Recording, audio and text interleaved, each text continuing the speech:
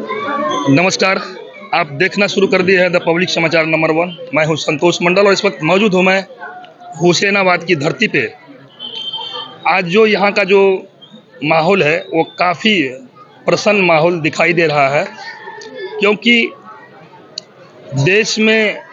देश की सरहद पे काम कर रहे एक फौजी का आप तो जानते ही हैं कि किस प्रकार से वो देश के लिए मर मिटने का काम करता है।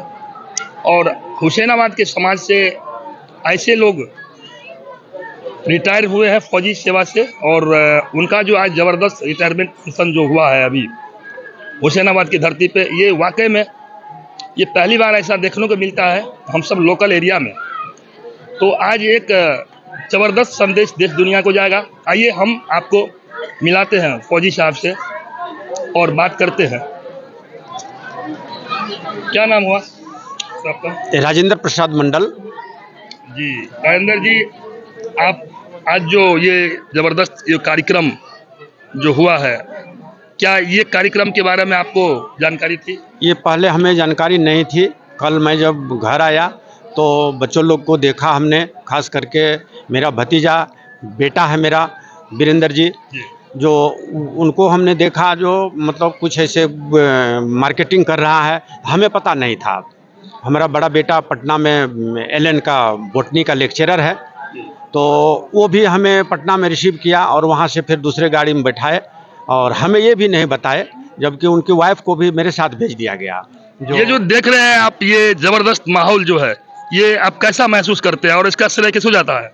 ये चीज़ जो है, सबसे पहले तो मतलब हमारे समाज को इस बात की सीख मिलेगा, जो फौज में हो या कहीं भी अगर कोई रिटायरमेंट होता है तो घर की वापसी होती है। तो उनका उसी तरह जिस तरफ घर से गए थे फिर उसी तरह सही सलामत अगर घर आ जाते हैं तो इससे बढ़ कर के और कुछ नहीं है। तो ये हमारे पूरे समाज जो इतना बैठे हुए हैं, जिला परिषद जी है, मुखिया जी है, हमारे सागर जी हैं, पार्षद हैं, तो ये सब जो अपने बहुमूल्य समय निकाल करके इतना बड़ा मतलब हमारा इंतज़ार करके, तो मैं तो इसका उदाहरण नहीं दे सकता हूं और जितना बोलूँगा तो वो कम है। और ये सब का जो है हमारे वीरेंद्र जो हैं, कहने के लिए भतीजा है, मैं बचपन से उनको पाला हूं। मेरा बीच वाले भैया थे, गुजर गए, तो मैं उनको अपने बेटे जैसा हमेशा बताया हूं। और मेरा अभी मैं सबसे छोटा भाई हूं 5 भाई में, तो वीरेंद्र का पापा जो है गुजर गए, बाकी जो 4 भाई हम लोग अभी जिंदा हैं।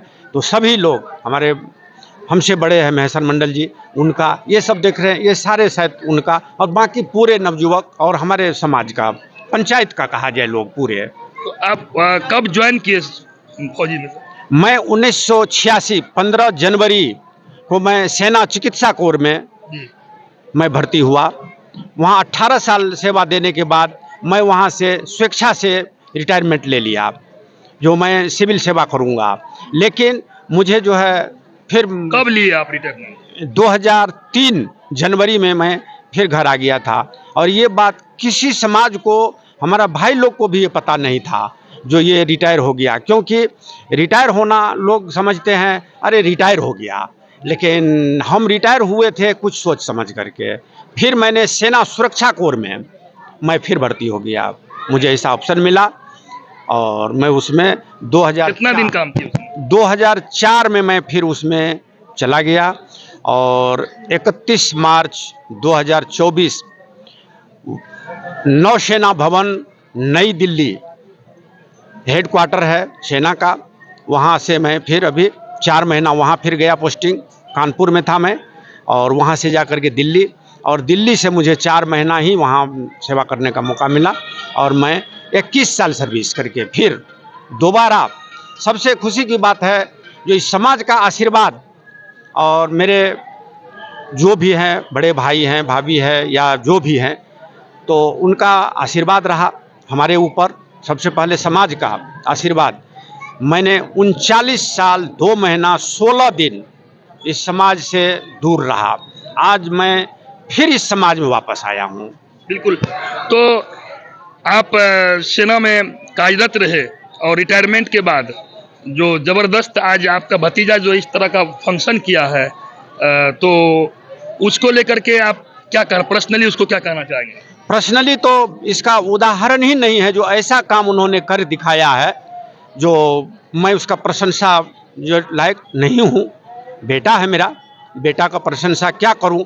अगर किसान खेत में बीज बो देता है, अगर सही सलामत उसको उपज आ जाए, तो इससे खुशहाली किसान के लिए कुछ नहीं है। अच्छा फौजी साहब, थोड़ा सा हम आपकी बचपना के बारे में जानना चाहते हैं। आपका बचपन कैसे बीता और किस परिवेश में आपने जो है किस तरह से ये जॉब आपने लिया देश की सेवा करने का?